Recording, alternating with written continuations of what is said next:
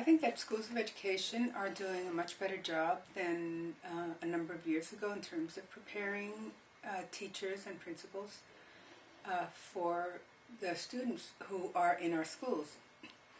But I think they have a long way to go. And I certainly put myself in that situation because as a teacher educator or former teacher educator, I don't think that we did enough. And data certainly confirmed that. There was a recent study that found that 3/4 of all teachers felt unprepared to teach in schools with diverse populations, even though they had had courses in college. Part of that is because you really don't become a teacher when you're in college. You become a teacher when you start teaching. And hopefully what you got in college was some of the foundations, some of the fundamentals, so that you know what to expect and you have some tools that you can use. But the kind of diversity that we have in our schools, you can't cover in one course. And so I think we need to do a much better job of teaching the content, of teaching about diversity, thinking about how to adapt the curriculum to address that diversity, the pedagogy to address that diversity, how teachers should work with families.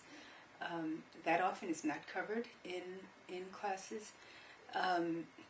We need to encourage teachers to learn a second language so that they can really communicate with the families who they'll be teaching, because every school will have families who don't speak English and children who don't speak English who are going to learn English but who at the moment might not. And if we believe that communication with families is important, then teachers really do have to learn the skills of speaking another language, or at least some kind of communication so that they can work with families.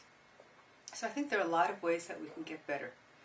We need to look at pre-practicum and practicum placements to make sure that we place teachers and principals in schools where they learn good practices and not bad practices, as too often happens, that we place them with teachers and as apprentices to principals who are doing a great job.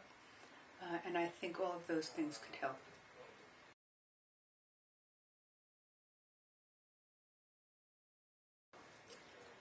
I think that principals who are doing a great job are principals who really demonstrate their caring. We can have principals who know how to do budgets and schedules and who know the law, and that's important. Those things are important.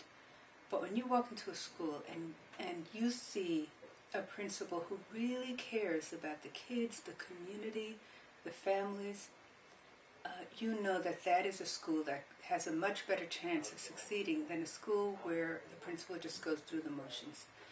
And so that means having a real respect for the community, for the families that they work with, for the kids who they work with. And that is just so evident in everything that they do, from the way that they encourage outreach to families, to the kinds of courses that are offered in that school, to what the school physically looks like. All of those things are, I think, real clues as to that caring. And caring is not something that you can teach. It's not something that you can take a course in.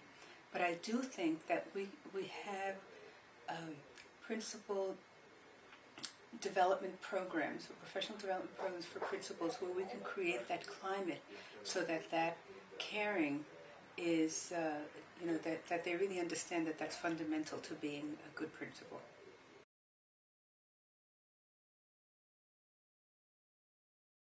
Well, what has me really on fire these days is a new project that I'm working on that I hope will result in a book that will be called From Surviving to Thriving: Finding Joy in Teaching Students of Diverse Backgrounds.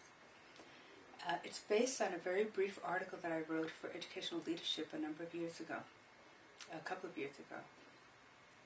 And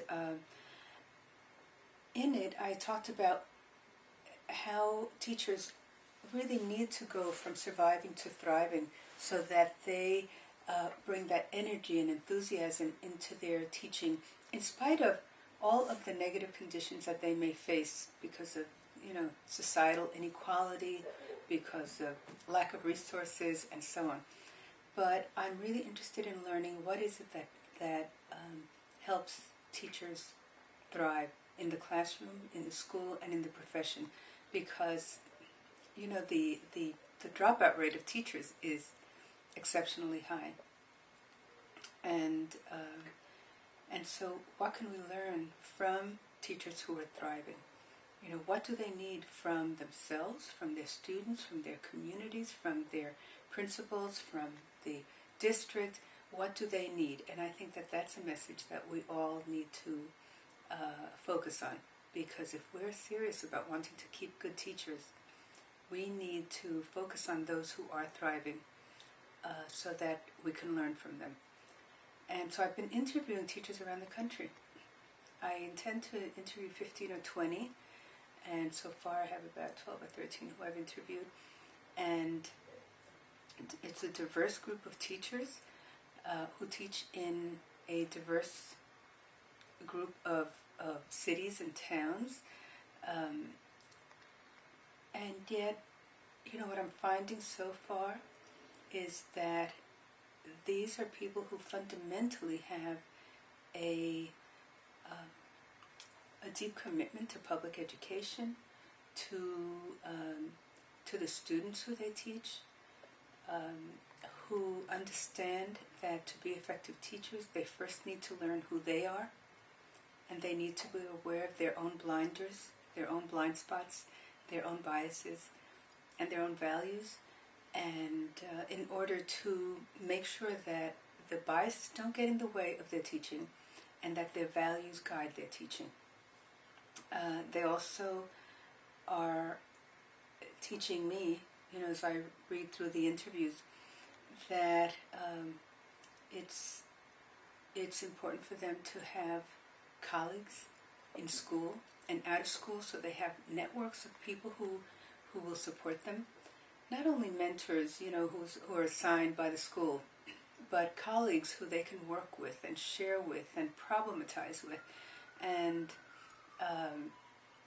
organizations that they can turn to that will give them, if not the support in their own school, at least that will be like a virtual link to others. I think that's extremely important. So knowing about the students, knowing about themselves, or knowing about the students I didn't mention, that in all cases the teachers talk about the importance of relationships with students and how they can't really be effective teachers unless they reach out to students and really know about them and learn about them and understand that the teachers are always learners of their students.